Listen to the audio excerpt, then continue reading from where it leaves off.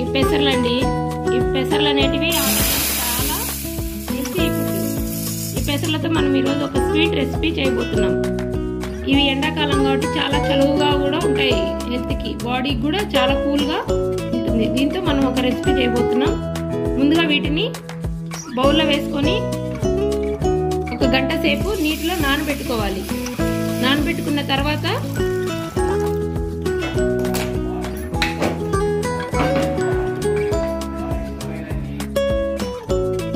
చూడండి, ఇలా ఉడికించి తీసుకోవాలి. ఇలా పట్టుకుంటే ఇలా ఉండాలి.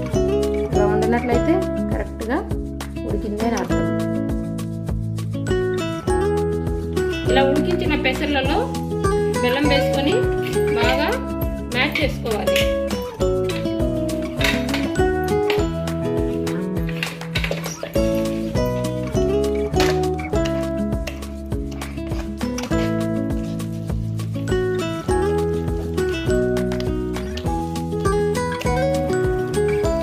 ఇలా బెల్లం మొత్తము బాగా ఉంటలు ఏమీ లేకుండా కలుసుకునేటట్లు పూర్ణంలాగా తయారు చేసుకోవాలి.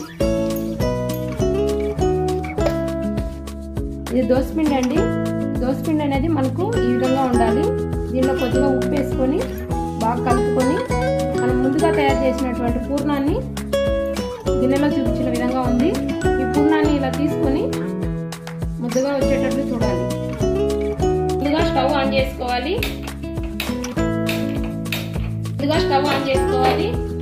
తర్వాత బాండీలో వేసి బాండీలో తగినంత ఆయిల్ వేసుకొని, ఇప్పుడు ఆయిల్ వేడెక్కిందండి. ముందుగా ఇలా తయారు చేసుకున్న బ్యాటర్ని ఇలా బియ్యం పిండిలో ఇలా ముంచి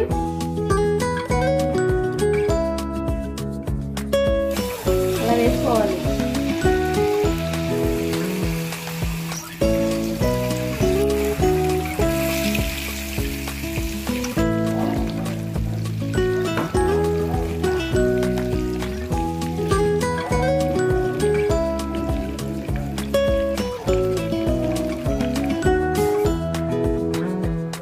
ఇలా చూడండి, ఇది పెసరపప్పు పూర్ణాలండి, రెడీ అయినాయి. వీటిని ఇలా ఓపెన్ చేసి చూసినట్లయితే లోపల పూర్ణము ఇలా ఉంటుంది.